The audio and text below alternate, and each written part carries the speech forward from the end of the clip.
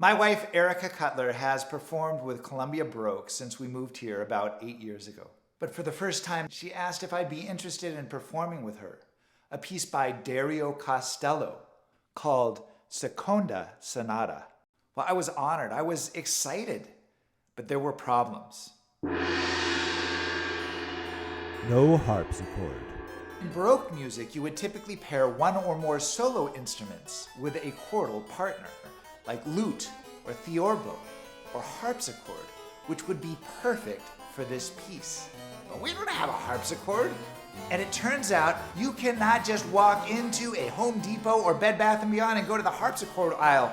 Now we do have a piano, and it dawned on me that maybe we could pair a very old violin with a somewhat adolescent keyboard instrument. We considered other options as well. We also own an accordion,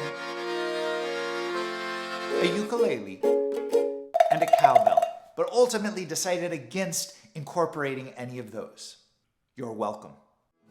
I don't Baroque. I love Baroque music. In fact, I love most music, be it classical or jazz, a Bulgarian round dance, Balinese monkey chant, or even Italian Baroque. But my voice as a musician is hardly authentic to any of those. I consider myself more of a weekend traveler.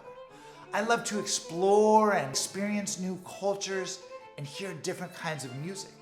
But my approach is often to deposit what I find into my somewhat convoluted imagination and then to shake it up like a martini and see what comes out. The result is always an homage to the original, yet uniquely my own. I don't read scribble. One of the distinctive features of Western music is that we've cultivated a highly sophisticated notation system. But when Castello wrote this piece, notation was not what it is today. Instead of placing music on a staff with 5 beautiful solid lines, they just wrote a whole bunch of dots. The notes were not necessarily spaced proportionally, and sometimes you get to the end of a line and they just run out of room. In this piece, there's a melody and a bass line written, but nothing in between. And although Baroque music would often incorporate something called figured bass, which would give some indications about what kind of chord to play, well, he didn't have time to do that. Castello was too busy working on routines with Abbott. Loan me 50 cents. Abbott, I would like to loan you 50 cents, but I can't do it. All I got is 40 cents. So as a performer, there was a lot of guesswork that had to be done. It's in the wrong key. In the Baroque era, just about everything was lower. People were shorter, temperatures were cooler, and musicians tuned to flatter pitches. Can you give me an A, please? Sure.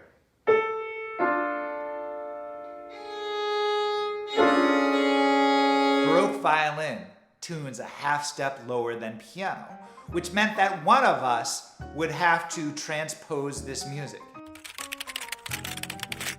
She got to play in the glorious key of D minor, which has 1 respectable flat. That forced me to be in C sharp minor with 4 sharps. Or I guess you could look at it as D flat minor, which has 8 flats, or B double sharp minor with like 100 sharps. So here it is, our very unique version of Dario Castello's Seconda Sonata, or as I like to call it, a Baroque violin and a piano walk into a bar and order martinis. Please enjoy.